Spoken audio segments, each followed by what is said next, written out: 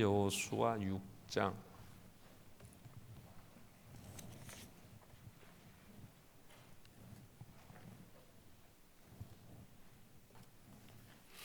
여호수아 6장 1절로 11절 말씀.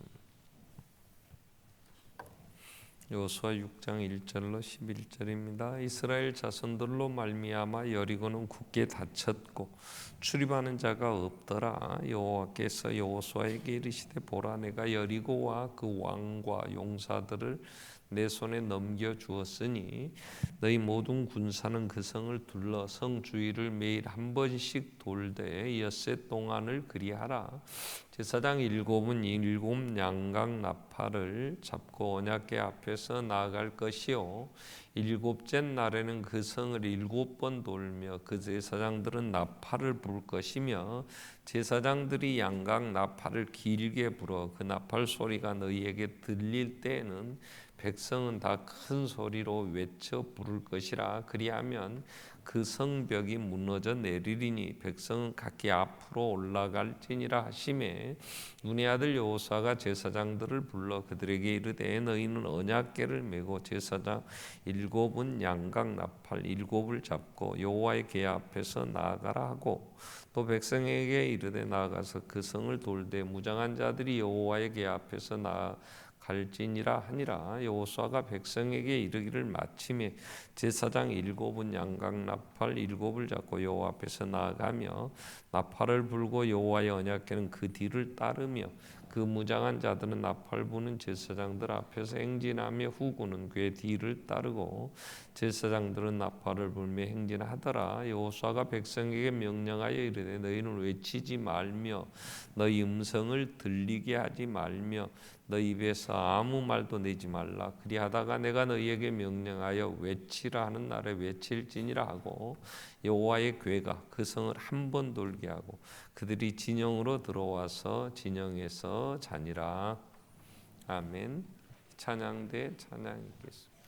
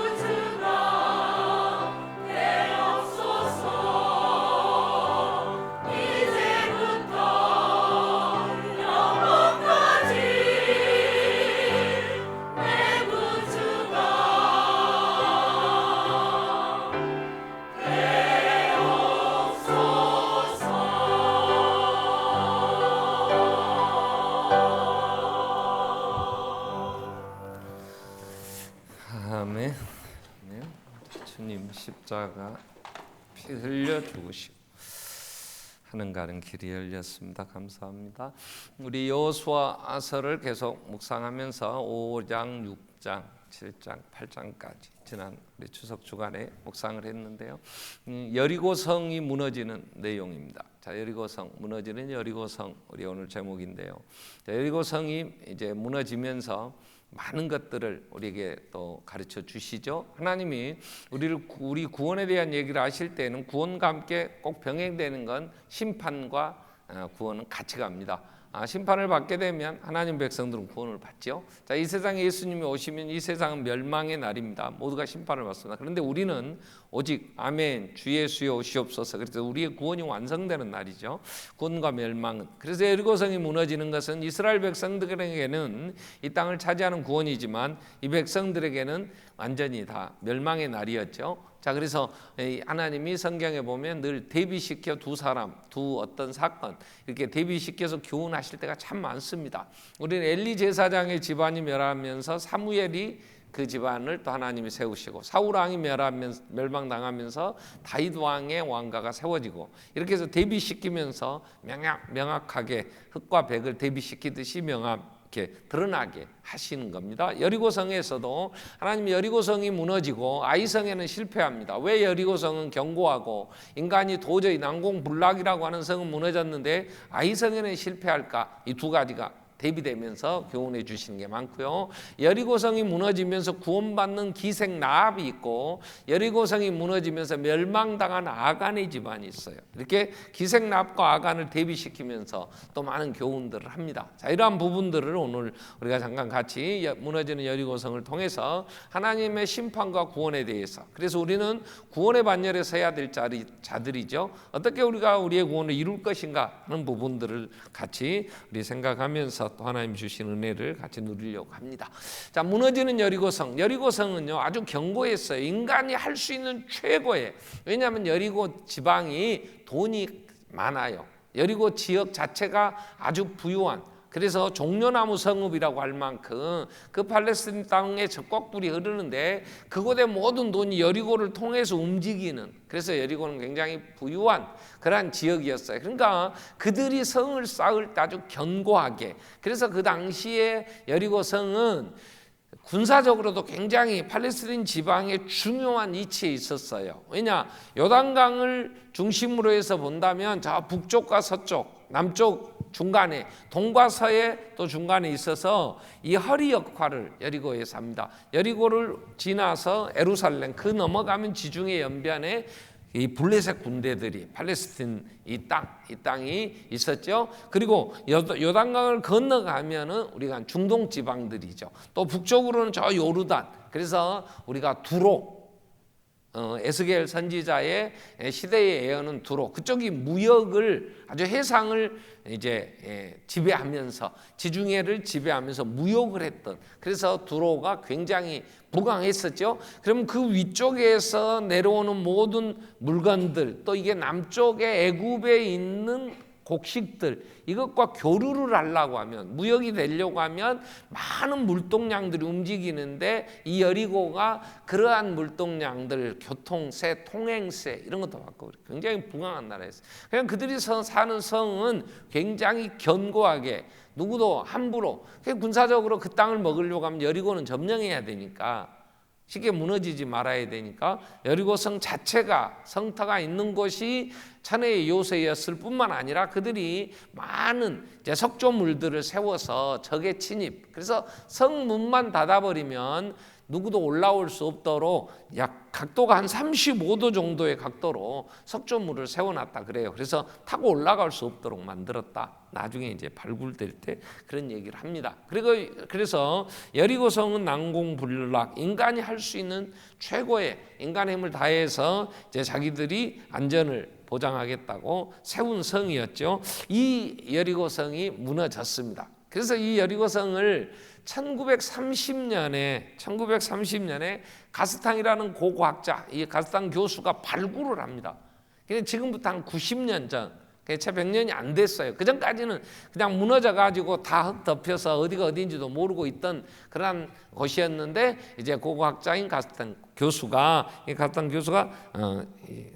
1930년 그러니까 지금부터 한 90년 전쯤 되죠. 그때에 이제 고고학 그 위치를 찾고 여리고성을 발굴을 합니다. 그래서 한 7년 동안 그리고 10년 후에 캐넌이라는 또 여자 고고학자가 또 이 여리고 터를 다시 또 재발굴을 해요. 그때에 거기에서 집기들 뭐 살던 생활 여러 물품들이 나왔는데 그들이 이 같은 교수나 캐넌 교수도 공이 얘기한 게 이건 BC 1400년에서 1500년경에 살던 그러한 성타고 그러한 집기들이다 이런 얘기를 해요. 그때가 바로 출애굽한 모세의 시대, 여호수아가 여리고를 점령하는 그런 시대에 그냥 묻혀버린 그런 거죠. 그럼 왜 무너졌을까? 이렇게 견고한 성이 기초를 보면 이렇게 견고한 성이 왜 무너졌을까? 그랬을 때 그걸 발굴했던 이 두 교수, 가탄 교수나 캐넌 여사도 공이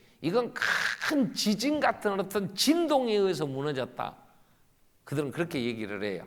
자, 우리가 여리고성이 무너집니다. 자, 그런데 하나님 이렇게 얘기를 하시죠. 오늘 본문 2절에 보면 여호수아에게 이런 얘기를 하세요. 자, 여호와께서 여호수아에게 보라 내가 여리고와 그 왕과 용사들을 내 손에 넘겨 주었으니 그래요.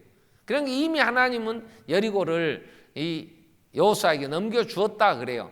근데 그들은 1절에 어떻게 됐어요? 그 여리고성의 사람들은 성문을 닫아 버렸어요. 오늘 본문 1절에 보면. 그래서 누구도 들어가고 나가고 하는 자가 굳게 닫혔어요. 너네가 한번 이 성 점령해봐라. 그리고 평소에도 많은 주의 나라들이 여리고를 먹으려고 하니까 그들은 그러한 방어벽을 구축하고 그들이 살 길을 찾아서 그래서 성을 견고하게 쌓기 때문에 성문을 닫으면 누구도 들어갈 수가 없어요. 자, 그런데 그때 여리고성에 하나님은 그 성의 이 점령을 여호수아에게 내가 주었다 그러면서 뭘 하라고 그러냐면요, 하나님이 하루에 한 바퀴씩 돌리는 거야. 3절에 보면 너희 모든 군사는 그 성을 둘러 성 주위를 매일 한 번씩 돌아라.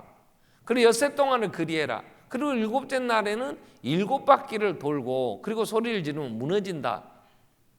믿어집니까? 그럴 수가 있겠어요?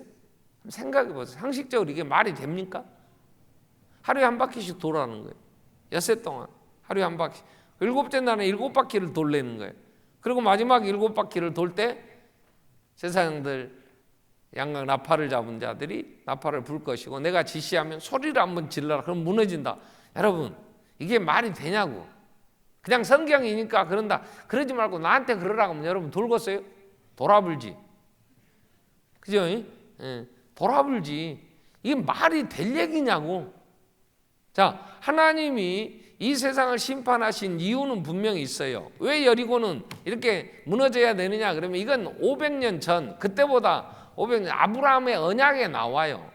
아브라함에게 하나님이 이 창세기 15장에 이제 밖으로 불러내지요. 그래서 하늘을 바라보라, 별들을 보면서 아브라함에게 자, 하늘의 별 수와 같이 내 후손이 많아진다. 그러면서 내 후손이 이렇게 많아지는데 그러면 그들이 어디서 살 거냐? 이 가나안 땅에 산다 그래. 아브라함이 살고 있던 그 가나안 땅. 근데 내 자손이 이 4대 만에 이 땅으로 돌아올 텐데 이 땅에 있는 이 온주민들 4대라는 건 아브라함이 100세에 이삭을 낳아서 한 세대가 100년을 계산할 때 400년 후에 그들이 그 땅을 차지한다 그래요. 그래서 애굽으로 갔다가 그들이 430년 만에 모세에 의해서 돌아오지요.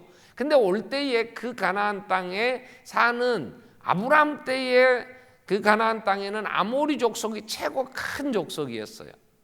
그러니까 대표적인 아모리 족속에 대한 얘기를 하나님 이렇게 얘기하시죠. 아모리 족속의 죄악이 아직 가득 차지 아니했다.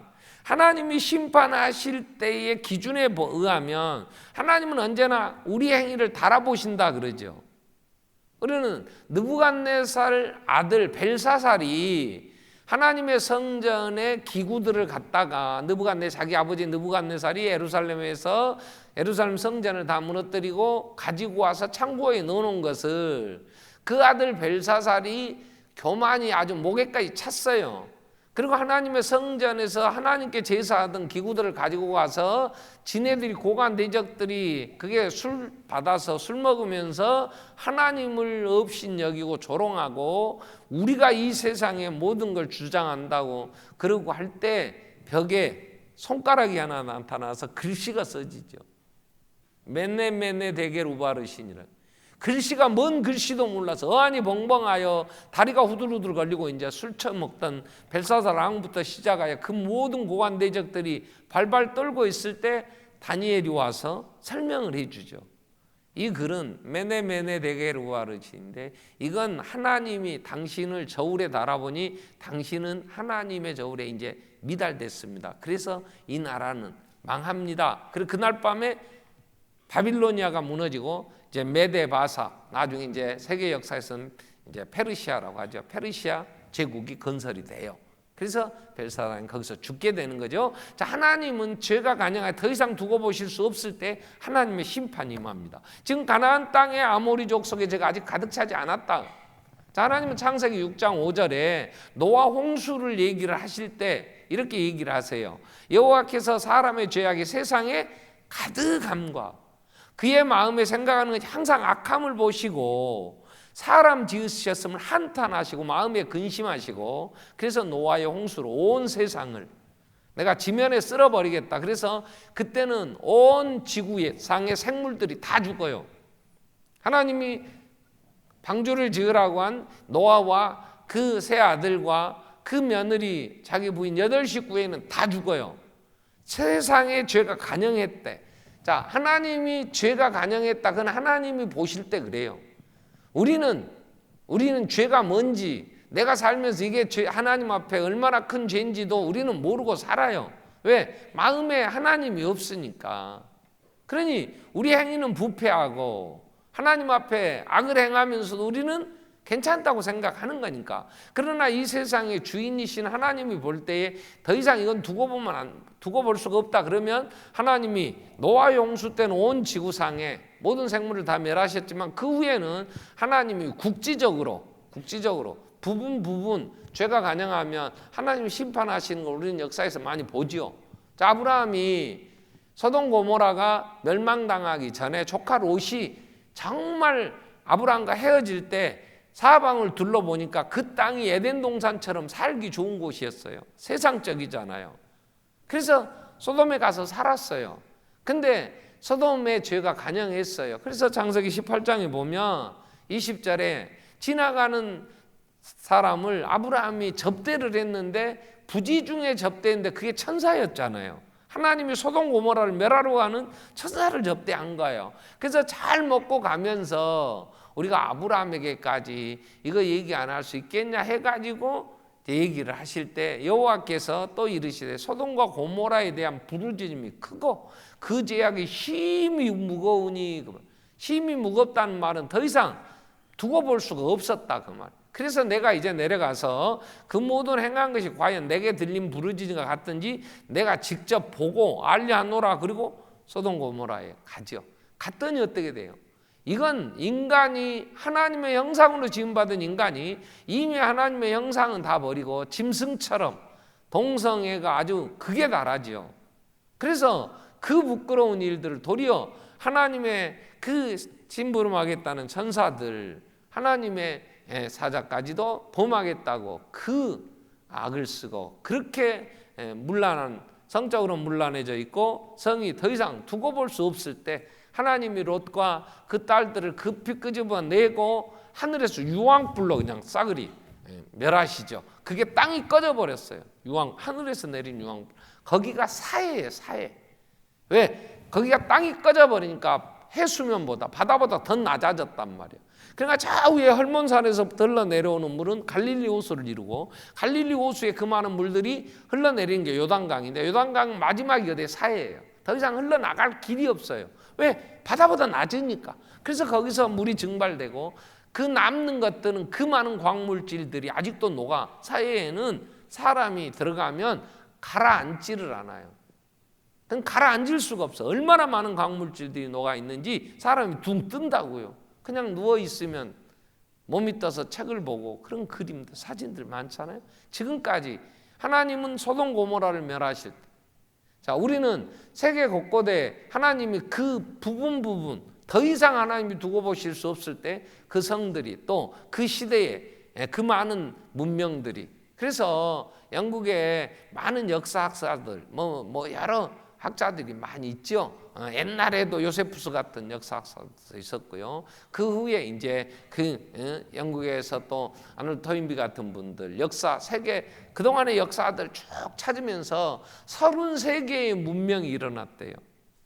근데 32개의 문명이 무너지고 유대 문명만 살아있다, 이런 얘기를 하는데, 그 엄청난 제국을 이룬 그러한 이 상상을 초월하는, 우리 인간의 머리로 어떻게 이런 문명이 순식간에 무너졌을까? 그게 이제 우리가 관광 다니는 그런 고고학, 이런 옛날 흔적들만 조금 남아 있어요. 그게 다 묻혀가지고 파묻혀 있다가 지나가던 사람들이 이상해서 발굴하다 보니까 막 엄청난 옛날에 그런 흔적들이 나오는 거잖아요. 뭐 캄보디아 같은 앙코르와트 같은 수메 문명, 이게 그 정도의 석조물을 건축할 정도 되면요, 그 뭐 영화에 한번 특집을 텔레비전에서 이제 앙코르와트에 대해 얘기가 나오는데, 그 당시에 이 정도의 이 석조물을 건축하고 신을 섬긴다고 이렇게 했을 때 얼마나 이들이 부강했을까 하는 걸 하는데 상상이 안 됐던, 페루의 잉카의 그 많은 문명이 그 공중도시라고 하는 마추픽추, 순간 왜 이렇게 흔적 하나, 기록 하나 남김없이 이렇게 순간에 망했는가? 대부분의 그래요. 문명이 그래요. 순간에 다 무너집니다. 하나님, 자, 이 여리고성 견고한 성이 무너질 때 하나님은 그들의 죄가 간영함으로 이제 심판의 때가 됐어요. 그래서 하나님이 멸하실 때 인간의 생각, 인간의 방법 이런 게 아니에요. 그래서 이사야 55장 8절 9절에 보면 하나님 이렇게 얘기를 하세요. 내 생각은 너희 생각과 다르다. 내 길은 너희 길과 다름이니라. 여호와의 말씀이니라. 9절에 이런 말씀, 이는 하늘이 땅보다 높음 같이 내 길은 너희 길보다 높고 내 생각은 너희 생각보다 높음이다. 하나님을 이해한다고요? 여러분, 하나님이 하시는 말씀이 이해가 돼서 순종하겠어요? 그러지 않아요. 그래서 여리고가 왜 무너졌느냐? 히브리서 11장 30절은 이렇게 얘기합니다. 믿음으로 7일 동안 여리고를 도니 성이 무너졌다. 믿음으로. 하나님의 말씀이 이해돼서가 아니에요. 물리학적으로 이게 증명되겠어요? 여러분, 한 바퀴 싣고 소리 한번 질렀더니 그 견고한 성이 아무리 목소리가 크다고, 아무리 목소리에 진동이 있어서 지축을 흔든다 해도 그 성이 무너질 수 있겠어요? 그렇지 않아요. 성경은 믿음으로 7일 동안 여리고를 도니 성이 무너졌다. 하나님의 말씀이 이루어졌다. 그 말이에요. 자, 그러면 하나님이 이 세상을 하나님이 분명 심판하신다고 할 때 우리는 안 무너지고, 이 세상은 이렇게 인간의 지식의 양이 많아지고 이렇게 사람들이 지혜롭게 살아가는데 이 세상 멸망당하지 않을 것 같아요. 아멘. 그러면 요한계시록 18장을 볼까요? 요한계시록 18장 1절에 보면 이 성이, 이 나라가 멸망당할 때 이 위에 다른 천사가 하늘에서 내려온 거니 큰 권세를 가졌는데 그의 영광으로 땅이 환하여지더라. 힘찬 음성으로 외치되 무너졌도다 무너졌다. 큰 성 바벨론이여, 귀신의 처소와 각종 더러운 영이 모이는 곳과 각종 더럽고 가증한 새들이 모이는 곳이 되었도다. 그 음행의 진노의 포도주로 말미암아 만국이 무너졌고 또 땅의 왕들이 그와 더불어 음행하였고 땅의 상인들도 그 사치의 세력을 치부하였더라 하더라. 그러면서 이 세상이 멸망당할 때에 사람들이 놀래서 어떻게 이럴 수가 있는가? 4절 이후 7절까지 계속 말씀 보면 떠들이 하늘로부터 다른 음성이 내 백성아 거기서 나와 그의 죄에 참여하지 말고 그가 받을 재앙들을 받지 말라. 그의 죄는 하늘에 사무쳤고 하나님은 그의 불의한 일을 기억하신지라. 그가 준 그대로 그에게 주고 그의 행위대로 갑절을 갚아주고 그가 섞은 잔 갑절이나 섞어 그에게 주라. 그가 얼마나 자기를, 중요한 단어가 여기 나옵니다. 얼마나 자기를 영화롭게 하였으며 사치하였든지 그만큼 고통과 애통함으로 갚아주라. 여러분, 하나님이 세상을 심판하시는 죄, 악이 뭘까? 뭐라고 얘기하기 어려우나 한 가지 분명한 건요, 그 모든 죄악의 근본 뿌리는 자기애입니다. 자기를 사랑해요. 저는 며칠 전에 끔찍한 소리를 하나 들었어요. 트럼프가 공화당 2020년 11월 달에 대선을 합니다. 재선을 위해서 그 공화당 당원들 모였을 때 이런 얘기를 했어요. 나는 세계의 대통령이 아니라 미국의 대통령. 난 그 소리를 듣고요, 이제는 세상 망할 때가 가까워 왔구나 그랬어요. 여러분, 이 자본주의는요, 철저하게요, 무너지는 자본주의에 이 세계는 무너질 수밖에 없는 거예요. 왜? 가진 자들이 자기를 위해서 그 힘을 쓰기 시작하면요, 이 산이 높으면 골은 깊습니다. 산이 높을수록 그림자는 길게 뻗어요. 자본주의는 가진 자들이 힘을 가지고 움켜쥐기 시작하면 합법적으로 정해진 법 테두리 안에서 이건요, 살아남을 길이 없어요. 그럼 어떻게 하냐? 가진 자들의 봉우리를 자꾸 계곡을 메꾸는데 나누고 베풀지 않으면 안 돼요. 미국은 어쩌든 자본주의의 그 모든 혜택을 입은 나라예요.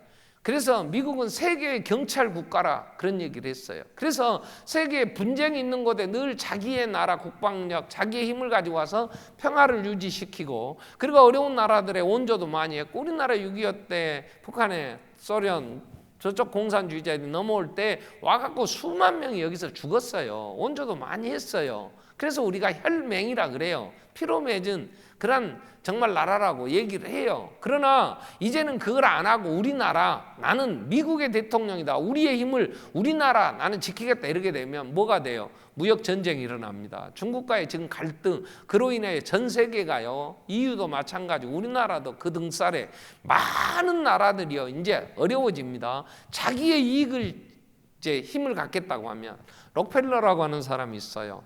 여러분, 많은 간증도 교회에서 많이 해, 목사들이요. 왜요? 11조에서 세계의 최고의 갑부가 됐다. 그래서 록펠러 얘기해요. 미국의 뉴욕에 가면 맨하탄이라고 하는 그 엄청난 고층 빌딩, 세계 경제의 허브라고 하는 맨하탄에 가면요, 그 이 블럭 자체가 록펠러 센터가 있어요. 엄청난 록펠러 기념관도 있고 예배당도 있고 막 대단해요. 근데 록펠러가 그 많은 자선사업도 하고 일을 많이 했어요. 그 어머니 신앙, 자기를 위해 기도해 줬다고 그 허드슨 강변에 가면은 리버사이드 처치라고 대리석으로 개신교 예배당, 성당 말고 개신교 예배당은 최고의 예배당을 지었다. 가보세요. 관광객들이 끊이지 않아요. 그런데 그 록펠러가 경제학에서는 어떤 사람으로 나옵니까? 그는요, 아주 지독한 자본주의의 폐해고 독과점의 원조고 아주 죽일 놈이에요. 이 록펠러가 돈을 가지고 석유 사업을 합니다. 그래서 석유 온전히 발견되어지면요, 그 많은 재산과 합병을 해버려 가서. 그래가지고 전체 석유를 다 손아귀에 집니다. 그리고 나서 석유 가격을 자기 마음대로 올려요. 이게 독과점의 폐해예요. 그래서 나라의 경제 어떤 업종도 독점 못하게 해요. 심지어 골목 상권에 치킨 하나도 대기업이 못 들어오게 하는 건, 힘 있는 자들이 그거 시장 점유해 불면요, 지금 마음대로 가격 올리면 없는 사람들 어떻게 하겠어요? 그거 사 먹어야지. 그래서 석유의 자본, 그 엄청난 걸, 그래가지고 세계의 최고의 갑부가 됩니다. 이건 철저한 이기적인 자기의 생각을 가지고 법을 정해놓고 쓰기 시작하면 그 누구도 살아남을 수 없어요. 자, 마지막 무너질 때에 지금 얼마나 자기를 사치했는지 7절에 하는 얘기, 하나님은 그대로 갚아주시겠다. 철저하게 자기 중심이 되니까 자기의 힘을 가지고 동성애 이런 게 얼마나 많아요. 자, 그래서 여리고 팔레스틴 지방 그 가나안 땅은 이제 무너집니다. 그런데 거기서 하나, 우리는 여리고가 무너질 때 구원받은 사람 하나 있어요. 그게 기생라합이에요. 기생라합이 2장에 하나님이 먼저 여리고에 대한 멸망을 얘기할 때에 정탐꾼들이 갔을 때 정탐꾼을 숨겨두고 여호수아 2장 8절에 보면 기생라합의 고백이 나와요. 뭐라고 나옵니까? 그들이 이제 잠을 자야 되니까, 그리고 그 다음날 나와야 되니까 그 정탐꾼들에게 기생라합이 이런 고백을 해요. 그들이 눕기 전에 라합이 지붕에 올라가서 그들에게 말을 해요. 자, 여호와께서 이 땅을 너희에게 주신 줄 내가 안다. 우리가 너희를 심히 두려워하고 이 땅 주민들도 다 너희 앞에서 간담이 녹았다. 그러면서 10절에 이런 얘기를 해요. 이는 너희가 애굽에서 나올 때 홍해를 말라버린 거, 홍해를, 바다를 다 말려서 너희를 건너게 하신 여호와 하나님, 또 요단강 건너편에 있었던 시온과 옥, 이건 모압과 암몬 족속들이었어요. 그 왕이 시온과 오기에 이 나라가 대단했어요. 요단강 건너편이니까 자기 살고 있는 여리고의 앞에 있는 나라들이었으니까. 근데 모세가 이들은 모압의 왕이 발락이라는 왕이 그들이 밀고 들어오는데 누구도 막을 자가 없어요. 이게 힘센 물소 같았어요. 그럼 막을 길이 없으니까 발람이라는 선지자를 통해 저주하려고 했으나 그것도 안 됐잖아요. 그래서 하나님이 모세를 통해서 모압과 암몬 족속들 그 미디안을 다 멸하시죠. 그리고 그 땅이 얼마나 비옥했어요. 그래서 르우벤과 갓과 므낫세 반 지파가 요단강 건너 가나안 땅에서 우리는 분깃 주지 않아도 이 땅을 주십시오. 여기 우리가 거하고 살겠습니다. 그래서 미리 받아요. 미리. 그들이 앞서 지금 4만 명이 건너간 군사들이잖아요. 이렇게 살기 좋은 곳, 그곳이 멸망당할 때에 시온과 옥에 행한 일, 그걸 다 들었어요. 곧 그들이 전멸시킨 하나님, 우리가 들었다. 그래서 11절에 뭐라고 시치는, 우리가 듣자 곧 마음이 놓았고 너희로 말하면 사람이 정신을, 너희 하나님 여호와는 위로는 하늘에서도 하나님이고 아래는 땅에서도 하나님이시다. 그래서 나는 하나님 선택했다. 이게 나오는 거예요. 그러므로 이제 청하노니 내가 너희를 선대, 나는 하나님 나라 임하는 것을 나는 안다. 그래서 이 땅 심판받아 우리는 멸망당하는 줄 안다. 그때 나를 하나님의 백성으로 선대해라. 내게만이 아니라 내 아버지의 집을 선대해라. 여호와로 내게 맹세하고 증표를 내라. 그래서 그들이 6장 22절에 가보면 6장 21절 정탐꾼이 여리고성이 무너졌을 때 여호수아가 정탐꾼들을 보내요. 여호수아 오늘 읽지는 않으면 6장 22절에 보면 여호수아가 그 땅을 정탐한 두 사람에게 이르되 그 기생집에 가라. 가서 너희가 그 여인에게 맹세한 대로 그에게 속한 모든 것을 이끌어내라. 그런데 누구누구 모였냐? 여기서 중요한 거 23절 보세요. 정탐한 젊은이 들어가서 라합과 그의 부모, 형제, 그에게 속한 모든 걸 이끌어내고 또 그의 친족들 다 이끌어내요. 그들은 이스라엘 진영, 구원받는 하나님의 백성들과 함께 거하게 합니다. 근데 이 여리고가 무너질 때 하나님을 선택하지 아니하고 이 세상 걸치한 아가는 죽어요. 7장 여호수아 7장 24절을 보세요. 이 단어를 23절을 기억하시고 24절을 여호수아 7장 24절에 보면 여호수아가 이스라엘 모든 사람과 더불어 세리 아들 아간을 잡고 그 은과 그 외투와 그 금덩어리와 그다음 그 아들들, 그의 딸들, 그의 소들, 나귀들, 그의 양들, 그의 장막, 그에 속한 모든 자기에 속한 것들 끌어내요. 골짜기로 가서 아골 골짜기에서 돌로 쳐 죽이고 불로 다 태워 멸망, 하나님의 심판이 임하게 돼요. 자, 여리고가 무너집니다. 구원받는 기생 라합이 있어요. 근데 멸망당하는 아간이 있어요. 아간은 이스라엘 백성이 유다 지파예요. 자, 기생 라합은 이스라엘 백성이 아니에요. 근데 그는 들었어요. 뭘 들어요? 40년 전 홍해가 갈라지는 얘기를. 자, 홍해가 갈라질 때 여리고 이스라엘 백성은 건넜지만 애국 군대는 거기서 수장되었을 때 그 엄청난 광경을 주위의 나라들 사람들이 얼마나 많이 봤겠어요. 그들이 무역을 하면서 오고 가면서 이 주막을 하고 있는 여리고 땅의 기생 라합의 집에 와서 술 먹으면서 자면서 그 얘기를 얼마나 했겠어요. 그들은 들었단 말이에요. 그 얘기를. 그리고 40년 동안 광야에서 행해지는 얘기를 수도 없이 들었지. 그들에게 불기둥이 있고 구름기둥이 움직이고 만나가 내리고 메추라기가 떨어지고 그들을 얻어먹기도 했을 거고 지나가는 사람들이 같이 어울려서 그러면서 그들은 그 대열에 같이 끼진 않았지만 그들의 업무상 다니면서 여리고의 기생 라합의 주막에서 얼마나 많은 얘기가 오고 갔겠어요. 그때의 기생 라합은 오늘 6장 1절은 이렇게 됩니다. 그 모든 성의 사람들이 어떻게 했다 그랬어요? 여리고의 문을 닫았어요. 왜요? 아까 기생 라합이 고백한 것처럼 우리는 2장, 아까 여호수아 2장 10절 11절에 보면 그 뭐라고 얘기를 했어요? 자, 우리도 듣고 그가 애굽에서 나올 때 홍해물 가는 것, 또 아모리 두왕 한 것, 우리가 들었다. 11절에 그렇게 얘기를 하죠. 우리가 듣자 마음이 녹았고. 기생 라합만 들은 거 아니에요. 여리고 사람들은 다 들었어요. 근데 그들은 안 믿었어요. 그 말은 선택을 안 했어요. 그래서 11절에 히브리서 11장 31절에 보면 기생 라합에 대해서 이렇게 얘기해요. 믿음으로 기생 라합은 정탐꾼들을 평안히 영접했다. 이 말은 하나님을 영접한 거예요. 근데 영접하지 않은 자는 순종하지 않았다 이래요. 자, 믿음은요, 하나님의 말씀에 순종하는 게 믿음이에요. 믿음은 순종이 없으면 죽은 거예요. 야고보서가 얘기하는 야고보서의 주제가 그거예요. 내가 하나님이 이로도 하나님, 하늘에서도 하나님, 땅에서도 하나님, 온 모든 역사의 주관자, 내 생사를 주관하시는 하나님이시라면 우리는 그 말씀에 순종해야 이게 믿음이지. 기생나합은 순종했어. 그들은 들었어. 여리고 백성들은 하나님이 홍해를 말려서 이스라엘 백성 건넜다더라, 구원했다더라. 들었지만 그들은 하나님을 자기의 구조로 영접을 안 했어. 그러니까 순종 안 해. 그러니까 여리고가 무너질 때 같이 다 죽었어요. 아멘. 믿음은 우리는 들어요. 성경을 통해서 이들이 40년 전 홍해를 마른 땅같이 말려주셔서 건너게 하신 하나님의 능력, 하나님의 그 엄청난 사랑, 상상도 못할 일. 그리고 지금 여리고를 도는 그들은 믿음으로 7바퀴를 돌았어요.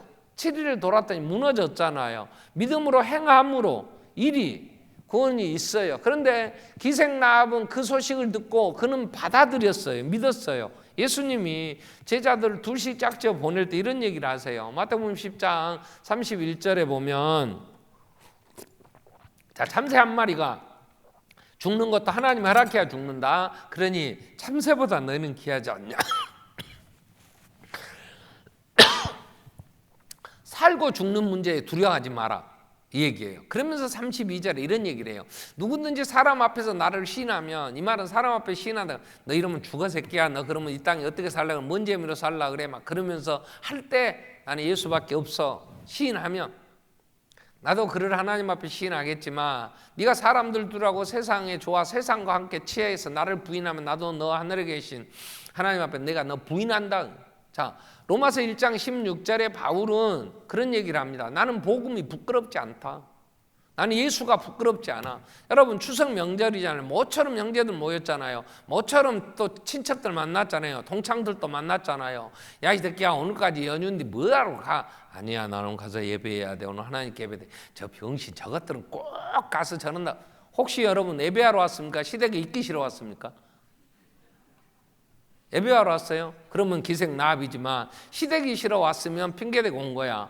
여러분 하나님이 예배하라고 했고 추석 명절은 우리나라고 중국만 옛날부터 몇 년 전부터 했는지 모르겠어. 삼국시대부터 있었는지 언제부터 있었는지 모르나 우리 민족의 하나의 명절이지만 하나님을 예배하라고 그랬으면 우리는 예배를 중심으로 살아야지. 아멘. 그죠? 오늘 왔잖아. 아멘. 이뻐.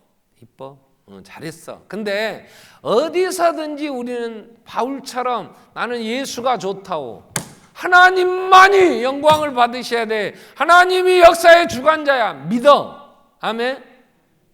믿고 고백할 때 구원이 있어요. 그리고 또 하나 우리는 여기서 하나 더 기억해야 될 건 소문이 들려오는데 홍해가 갈라졌다는 소문을 기생나합이 들어요. 여리고 성의 사람들이 들었어요. 들어야 믿지. 그럼 우리는 하나님의 심판이 하나님의 진리의 복음이 증거되는 삶을 살아야 돼요. 하나님 우리와 함께 해야지. 이게 내 자식들에게 내 친척들에게 내가 아는 모든 사람들에게 나로 통해서 증거된단 말이에요. 증거되는 삶을 살아야 돼. 하나님이 동행할. 그러면 누군가 하나님과 동행하고 하나님 친구냐? 바울은 디모데에게 디모데후서 2장 20절에 이런 얘기를 해요. 자, 큰 집에는 하나님의 집이야. 이 큰 집은 금그릇도 있고 은그릇도 있고 나무로 만든 그릇도 있고 흙으로 만든 그릇도 있다. 그런데 어느 그릇을 주인이 귀하게 쓰냐? 우리는 보통 금그릇 쓸 것 같아. 금수저 물고 태어난 조국 씨가 내가 금수저 물고 태어나서 강남의 자파로 살면 안 되냐고 그럽니다. 그거 돼. 근데 우리는 태어날 때부터 금수저 못 물고 태어나 흙수저 물었으니 만약 하나님이 재료 따라서 쓰신다면 우리는 하나님 쓰임받을 자격이 없어. 아멘. 악착같이 나도 금수저에 그러고 어떻게 도세 뭐 그냥 금물이라도 입혀볼까? 근데 그 다음이 중요해. 21절이 재료가 여러 가지나 누구든지 이런 것에서 자기를 깨끗하게 하면 귀한 것에 쓰임받아. 이런 것은 뭐냐? 18절에 나와요. 하나님이 귀하게 쓰는 그릇은 이런 것이 뭐냐면 진리에 관하여는 그들이 그릇되었다. 부활이 이미 지나갔단다. 그 사람이 누구냐? 17절에 보면 이름까지 밝혀. 그들의 말은 악성 종양같이 퍼져나가서 그들이 그로 인해서 악성 종양이 암세포가 퍼져나면 죽어요. 그게 누구냐? 후메네 빌레도예요. 후메네오와 빌레도가 누군지 여기 한번 나와. 그냥 누군지 잘 모르겠어. 그러나 이들은 세상이 좋다. 영원에 언제 심판이, 뭔 세상이 망한다냐? 부활이 어디 있냐? 지금같이 오늘만 같았어라. 꼭 추석에 하는 소리가 같다. 지금 자기들이 세상에 많은 걸 소유했으니까 죽기 싫어. 이 세상에 오래 살고 싶은 거야. 근데 예수가 십자가에 죽으시고 부활하신 다음에 뭐라고 얘기하셨어요? 내가 다시 오면 이 세상 다 정리하고 내가 세울 새하늘과 새 땅, 거기만 죄가 없다. 눈물이 없어. 우리의 쉴 곳이 거기야. 내가 있을 곳 예배하러 간다. 예수님 그래서 우리 마음을 이 땅에 두지 말라 그래. 이 세상에 같이 취하지 말라 그래. 세속에 물들지 말라 그래. 근데 우리는 이 세상에 많은 것을 움켜쥐어야 되겠다고, 세상에 취해야 되겠다고, 세상 것 없다고 울고 불고 이 세상에서. 여러분, 하나님이 누구와 동행하시겠냔 말이야. 견고한 성 여리고는 안 무너진다고 그곳에서 자기들은 계속 터전을 다지면서 우리는 계속해서 여기서 영광을 얻겠다고 한다면 여리고 성이 무너질 때에 구원받을 수 없어요. 이 세상은 영원한 게 아니란 말이에요. 우리에게 부활이 없다면 우리같이 불쌍한 자가 누구이겠어요? 반드시 주님이 우리에게 말씀하신 내가 다시 오리라, 속히 오리라. 그럴 때 아멘, 주 예수여 오시옵소서. 이 세상에 어디에 소망이 있다고 보십니까? 갈수록 철저하게 이기적인 자기 집단을 위해서 철저하게 각 나라 자기들의 자국의 이익을 위해서 이런 갈등 이제는 소망 없어요. 개인도 마찬가지고 어느 사회에 우리는 어디에서 소망을 볼 수 있냐고. 주님 오셔서 이루실 새하늘과 새 땅이 아니면. 그런데 우리의 마음이 하늘에 있지 않아요. 예수 그분으로 인하여 이루어질 새하늘과 새 땅 소망 가운데 즐거워하는 게 아니고 우리가 이 땅에 취하여 있다면 우리가 어떻게 하나님이 창조주이시며 영원한 영광의 나라 다시 오실 심판주로 오실 분인 걸 증거할 수 있겠냔 말이에요. 아가는 이 세상에 취하는 거예요. 지금 무너지는 그 현장에서 탐이 나서 신화산의 애투를 숨기고 금과 은을 숨기고 그걸 취하여 살겠다고 하는 이 세상의 것을 취할 때 하나님을 선택한 게 아니에요. 기생나학과는 반대되는 거예요. 그로 인하여 그 자식들까지 그 모든 가축들까지 싸그리 다 돌에 맞아 죽고 다 불태워서 심판을 받게 되는 거죠. 그러나 기생나합은 이 세상에 취하지 않아요. 나는 위로 하나님, 아래도 하나님, 이 세상의 역사를 주관 하나님, 그분만이 그 나라가 이루어지는 거 나는 믿는다. 그래서 그들을 숨기고 그 백성과 함께 그 길을 갈 때 하나님 그들을 구원하시는 거죠. 자, 무너지는 여리고 한 번 더 우리는 기억하세요. 이 세상은 다 무너집니다. 안 무너질 것 같아요. 세상이 어떻게 멸망당하냐고요. 그래요. 그러나 하나님이 손을 보실 때는 순간 맷돌이 바다에 던져지듯이 어떻게 이 큰 성 바벨론 이렇게 순식간에 망하냐 하고 아우성치고 그 세상에 취하여 함께 사치해 이 세상 것으로 살겠다고 하는 자들이 같이 가슴을 치고 통곡하면서 사나바이야 나를 가리우라 하는 날이 요한계시록 18장에 소돔성이 이 여리고가 무너질 때 나타나는 영상 똑같은 거예요. 한번 기도하겠습니다. 나는 하나님을 선택하여 하나님의 영광을 위해서 살면서 오고 오는 내 다음 세대들, 나를 아는 사람들에게 하나님이 창조주이시며 예수만이 구원자이심을 증거할 것인가? 아니면 우리는 그 소리를 들었으나 세상에 취하여 우리가 함께 멸망을 당한다면 성령님이 우리 안에서 역사하셔서 지혜와 총명을 주시고 하나님 경외하는 정말 하나님의 사람들로 세워주시기를 같이 한번 통성으로 기도하겠습니다. 살아계신 하나님 아버지,